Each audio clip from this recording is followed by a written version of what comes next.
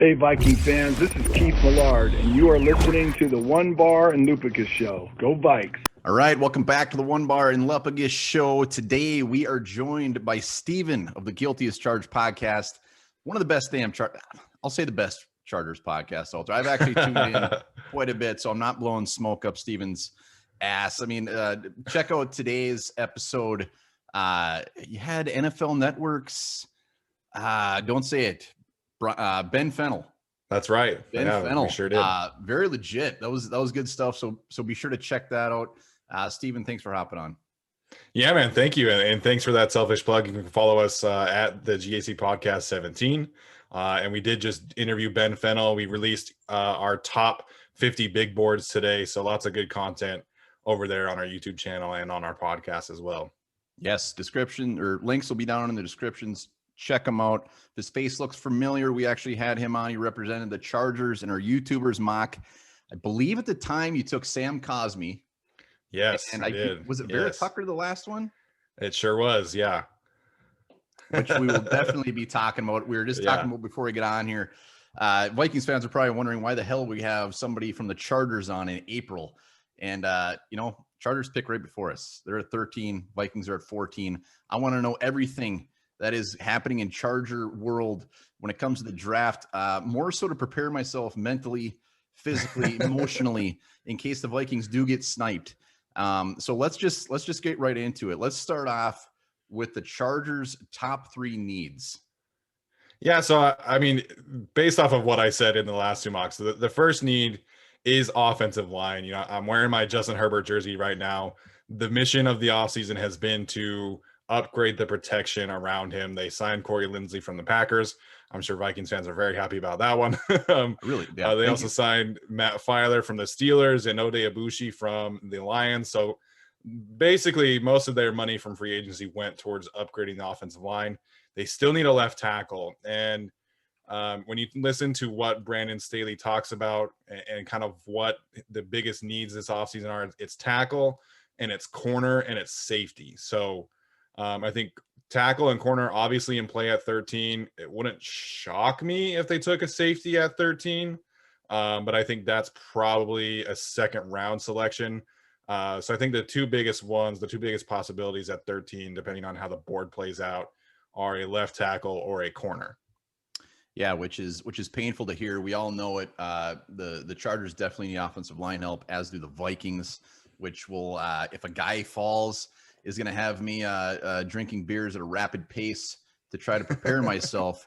Let's go to fantasy land here. Let's say Rashawn Slater happens to fall to the Chargers. Is there any way in hell the Chargers pass on him? No. Thank you for that. You're welcome. I think that, there is some concern from what I've heard about Rashawn Slater, from draft analysts about just his kind of lack of size. I mean, he is 6'4". He measured right at 33-inch arms, and so he kind of passed that threshold. So I don't think that there's a world in which they pass on him if he's there. I don't know if that's the case. I don't think he's going to be there. I think the way that people are talking about Rashawn Slater, some view him as the best tackle in the class. Others view him as a potential Swiss Army knife that could play left tackle, left guard, right guard, center, even.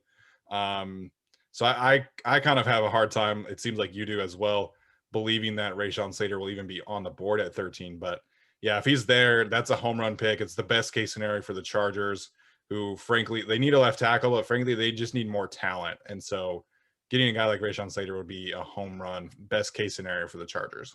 So we talk positions. Let's talk actual players as far as just realistically, far as give me 2-3 names that you could realistically see the Chargers getting and will actually be there.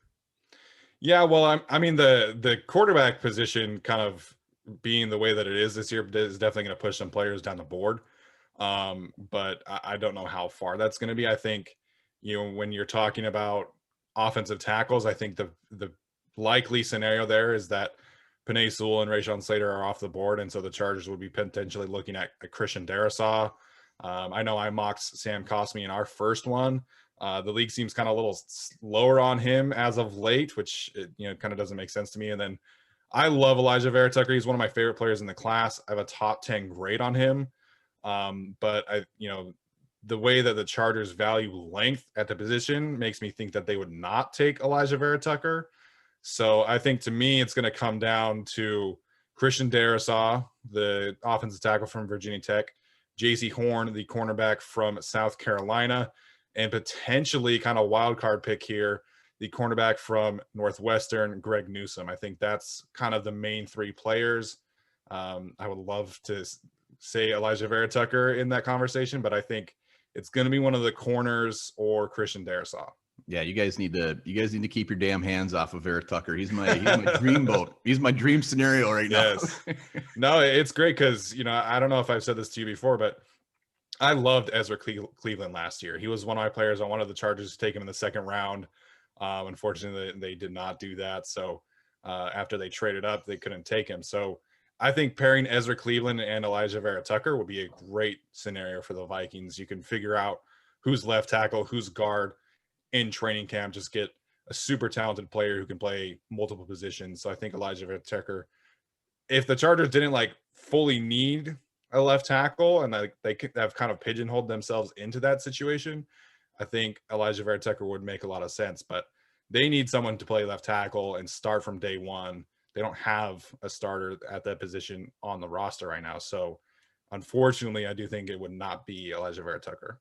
Yeah, I'm pulling for you guys to take Darrisaw. Nothing against him, but I just want Vera-Tucker, and I want them to actually give Cleveland a legit shot at left tackle. And I think if we take Darrisaw, he's not going to get that. So that's a win-win. Looking at the Chargers just in the history, they don't seem like a team that really strays too far. They seem to always, and correct me if I'm wrong, they seem to always take the guy that they're generally, the name is projected to them. They're not like a Raiders or like the Eagles. They just take some weird ass pick that everyone's scratching their head. Could you see that happening this year at all? With the new coaching staff, it is tough to say 100% they're going to take a Christian Darrisaw or somebody like that. The biggest wild card for me is Jeremiah Owusu-Koramoah, the safety / linebacker, whatever you want to call him. I think he's a safety. I don't think he's a linebacker in the league. And the way that Brandon Staley and the Chargers coach defense, it puts so much stress on the safety position. So, every Chargers fans is like, they already have Derwin James. It's like, yeah, but they need 3 legitimate safety options. And that's kind of what he had at with the Rams last year. He had Jordan Fuller, he had John Johnson III, he had my guy Terrell Burgess from Utah. They had 4 or 5 legitimate safeties. And so that is the wild card pick I think that Chargers fans are not talking enough about. But yeah, I just think it's going to be an offensive lineman that Tom Telesco, you are right. He generally takes, who people kind of think in the first round. It's really the second and the third round where everybody's like, what the hell is going on here? That's good because it's not, we're just talking first round here, but we got to deal with the Chargers pretty much throughout the draft. The Vikings don't have that second rounder, but you're in front of us the whole time, and you bring up safety, which is good because the Vikings definitely need, and we'll be looking at safeties in that round 3 or round 4 area. The Darius Washington's Diablo. I love that dude. Love him. So that will be a fun one to watch. Could you see in round 1 the Chargers either trading up, trading down? I don't think they'll trade down. Tom Telesco has never traded down in the first round. He had this conversation recently on one of the podcasts. I can't remember. But he told the story of when he was in Indianapolis and they were drafting Dwight Freeney. And, for people who don't know, Dwight Freeney was relatively undersized for the edge position. I think he's only 6'1". And so they were picking 11th or 12th. And his whole point was we could trade down to 16, 17, 18, but then we would risk not being able to get Dwight Freeney, who they viewed as a perfect fit. So he's kind of carried that philosophy over to the Chargers. He's never traded down. He's always just taken his guy. I'm not ruling out a trade up, but the Chargers have so many needs. They've got to get 3 surefire starters at, left tackle, corner, and safety in this draft. And so I think trading up is not totally out of the question, but I would be pretty surprised if they did it. All right. Once again, we are joined by Steven Haglund, Guilty as Charged podcast.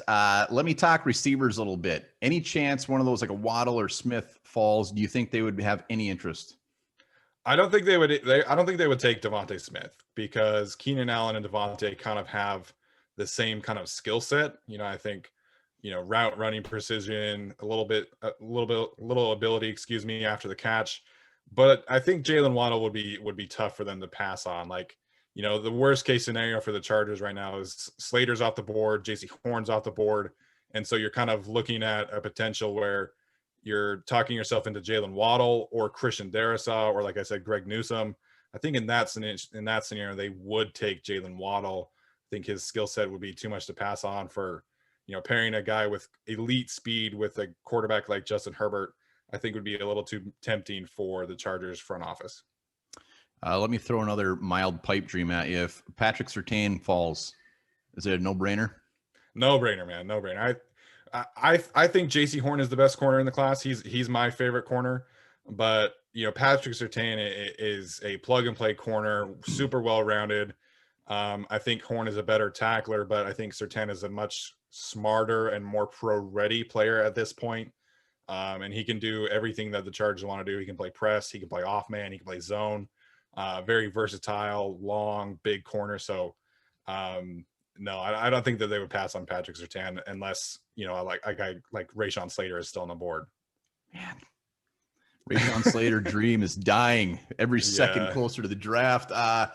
So is there one guy that you're just kind of dreading? I mean, personally, Jalen Phillips is that guy for me who's always floated around the Vikings. Might be fantastic, but I don't want the Vikings to sniff around that at 14 at all. Do you have a guy that you're just hoping doesn't end up with the Chargers? Well, for me, it's the receivers. I think Jalen Waddle is a very special player. I think he's a top 12, 15 talent. But like I mentioned, they've got three needs at these three positions, at these three premium positions, right? Or at least, depending on how you value the safety position, right? Like they've got left tackle and corner. That's a big need. And, they took Mike Williams 4 years ago in the first round, and he's a solid player. He's not become, the player that they were hoping he would be when they drafted him at seventh overall that year. So I think historically speaking, if you're in the top 15, it's got to be a tackle, an edge, a quarterback. That's just kind of how I view things. So taking a receiver in the top 15 just to me is not great value.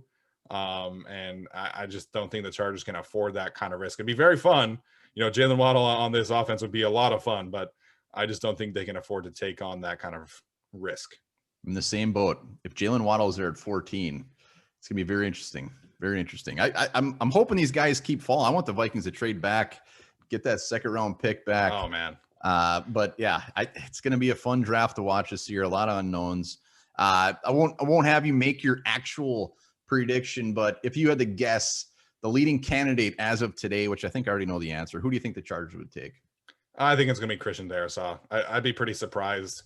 Like I said, if Rashawn Slater's there, that's the pick, right? I think that's the home run best case scenario. But, just looking at kind of how the board is going to play out, I think JC Horn probably goes at 12 to the Eagles. Our co-host is from Philadelphia. That's kind of what the Eagles are kind of perceived to be doing, which is pursuing a corner. So I think it's going to be Christian Darrisaw, the offensive tackle from Virginia Tech. He fits the mold of what they want in terms of physical profile, fits the need. I don't think he's the third best offensive tackle in the class. I think that's Tevin Jenkins from Oklahoma State.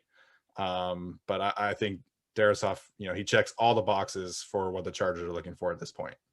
Well, be sure to leave us a little bit on the meat on the bone when it comes to offensive line. Leave us a safety in the mid rounds. And really, you guys on your podcast today mentioned Ben St. Juste in the mid rounds. Please leave the Minnesota boy to the Vikings. Don't take him. That's all I ask. That's not too much to ask for. Well, hey man, hopefully they get one in the second round, so you guys can have St. Juste in the third. I would love it. And also, before we wrap this up, I got to ask, how was Linval? We miss Linval. How do you do this year? I didn't get to see much of him. Oh man, he did great. He didn't get any sacks this year. But his pressure rate was outstanding. One of the more efficient pass rushers in the league. Made a lot of plays in the run support. You know how he does, the big body in the middle. And he's switching back to 98 this year. So I can't wait to see what he does in year 2 for the Chargers. Yeah, he's fantastic. We love him. All right, there you have it. Steven Haglund, thank you for the insight. And it'll be a very, very fun draft day. Again, check out Guilty as charged. All the info down in the description. Check them out. It's good stuff.